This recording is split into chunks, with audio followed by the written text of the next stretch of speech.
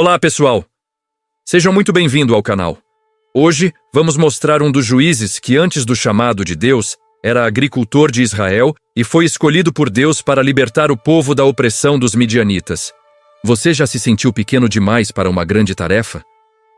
Achou que não tinha o necessário para enfrentar um desafio gigante? Pois hoje, vamos conhecer a história de um homem que se sentia exatamente assim, mas que foi usado por Deus para realizar um dos feitos mais incríveis da Bíblia. Estou falando de Gideão e seu exército de apenas 300 homens. Naquela época, a situação em Israel era desesperadora. O povo tinha se afastado de Deus e, como consequência, sofria com a opressão dos midianitas. Eles eram nômades cruéis que, como uma nuvem de gafanhotos, invadiam as terras, destruíam as plantações e roubavam os animais. Os israelitas viviam com medo, escondidos em cavernas e em extrema pobreza. Era um tempo de fome e desolação. No meio desse caos, encontramos Gideão, um agricultor da tribo de Manassés. Ele estava trabalhando escondido, malhando trigo num lugar chamado lagar, que era usado para pisar uvas, tudo para não ser visto pelos inimigos. Gideão não era um guerreiro famoso nem um líder influente. Pelo contrário, ele se via como o menor de sua família, que por sua vez era a mais pobre de sua tribo. Foi nesse momento de fraqueza e medo que o anjo do Senhor apareceu a ele com uma saudação surpreendente. O Senhor é contigo, homem valente. Imagine a confusão de Gideão. Valente? Ele que estava escondido com medo dos midianitas? Sua resposta foi cheia de dúvida. Ele questionou onde estava Deus em meio a tanto sofrimento e por que ele, o menor de todos, seria o escolhido para libertar Israel. Gideão precisava de certeza. Ele não era arrogante, mas sim cauteloso e humilde. Por isso, pediu a Deus alguns sinais para confirmar que aquele chamado era real. Primeiro, ele preparou uma oferta, e o anjo a consumiu com fogo que saiu de uma rocha. Um milagre incrível, mas a dúvida de Gideão ainda persistia. Ele precisava de mais. Então, ele fez um pedido ousado. Ele colocou um novelo de lã no chão e pediu que na manhã seguinte apenas a lã estivesse molhada de orvalho, enquanto todo o chão ao redor ficasse seco. E Deus atendeu. Ao acordar, Gideão espremeu a lã e encheu uma tigela com a água do orvalho. Mas sua fé ainda precisava de um último empurrão. Ele pediu o contrário, que na noite seguinte a lã ficasse completamente seca e o chão ao redor molhado de orvalho. E mais uma vez, Deus, com toda a sua paciência, atendeu ao pedido de Gideão. Com o coração finalmente fortalecido, Gideão aceitou sua missão. A primeira tarefa que Deus lhe deu foi destruir o altar do deus falso Baal, que pertencia ao seu próprio pai, e construir um altar ao Senhor. Esse ato corajoso lhe rendeu um novo nome, Jerubaal, que significa que Baal contenda contra ele.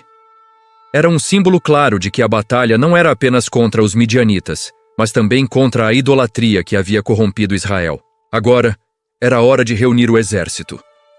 Gideão tocou a trombeta e homens de várias tribos se juntaram a ele. Ao todo, 32.000 soldados estavam prontos para a batalha. Um número impressionante, certo?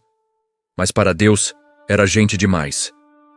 Deus disse a Gideão que, se vencessem com um exército tão grande, os israelitas diriam que a vitória foi por suas próprias forças e não pelo poder de Deus. Então, começou o processo de seleção mais inusitado da história militar. Primeiro, Gideão anunciou que todos que estivessem com medo poderiam voltar para casa.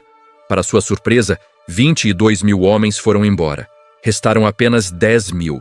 Gideão deve ter pensado: agora sim estamos em desvantagem, mas ainda temos um bom número. Mas Deus disse: ainda são muitos. A segunda prova foi ainda mais estranha.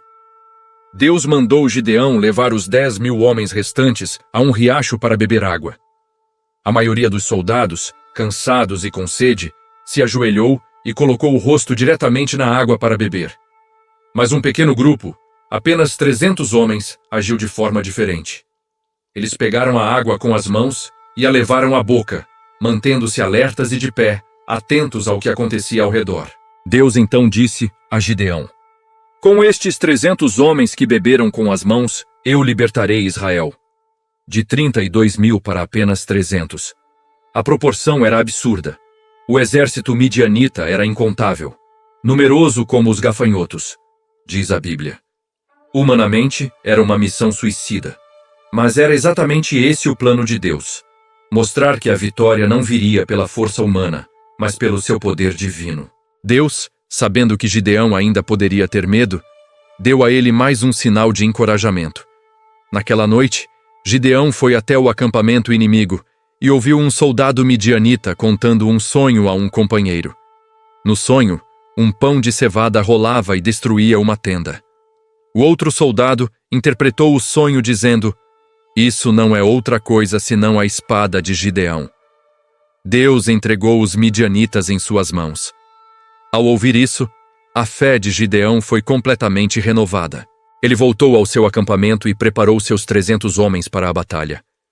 A estratégia não envolvia espadas ou lanças convencionais. Cada soldado recebeu uma trombeta, uma tocha e um cântaro de barro vazio para esconder a luz da tocha. A ideia era criar um impacto psicológico avassalador. Eles dividiram os 300 homens em 3 grupos e cercaram o acampamento inimigo no meio da noite. Ao sinal de Gideão, todos ao mesmo tempo quebraram os cântaros, fazendo um barulho estrondoso, revelaram as tochas de fogo, tocaram as trombetas e gritaram em uma só voz: "Pelo Senhor e por Gideão!" O efeito foi imediato e caótico. Os midianitas acordaram em pânico total. Na escuridão, cercados por luzes e sons de trombetas por todos os lados, eles pensaram que estavam sendo atacados por um exército gigantesco. Na confusão, começaram a lutar uns contra os outros, e os que sobreviveram fugiram em desespero. A vitória foi completa, conquistada não pela espada, mas pela fé, obediência e uma estratégia divina. Essa história nos mostra de forma poderosa que Deus não escolhe os capacitados, mas capacita os escolhidos. Gideão era a prova viva disso. Um agricultor medroso que se tornou um líder corajoso, não por suas próprias qualidades, mas porque confiou no chamado de Deus. Após essa vitória espetacular, o povo de Israel, cheio de gratidão, quis fazer de Gideão o seu rei. Mas ele, humildemente, recusou. Ele disse: "Eu não reinarei sobre vocês, nem meu filho reinará. O Senhor reinará sobre vocês." Uma resposta perfeita, que reconhecia que toda a glória pertencia a Deus. Israel viveu em paz por 40 anos, durante o resto da vida de Gideão. No entanto, a história de Gideão também tem um lado sombrio, que serve de alerta para todos nós. Perto do fim de sua vida, ele cometeu um erro grave. Ele pediu os brincos de ouro que foram tomados dos midianitas, e com esse ouro fez um objeto chamado éfode, uma espécie de vestimenta sacerdotal. Sua intenção talvez fosse boa, talvez criar um memorial da vitória de Deus, mas o resultado foi desastroso.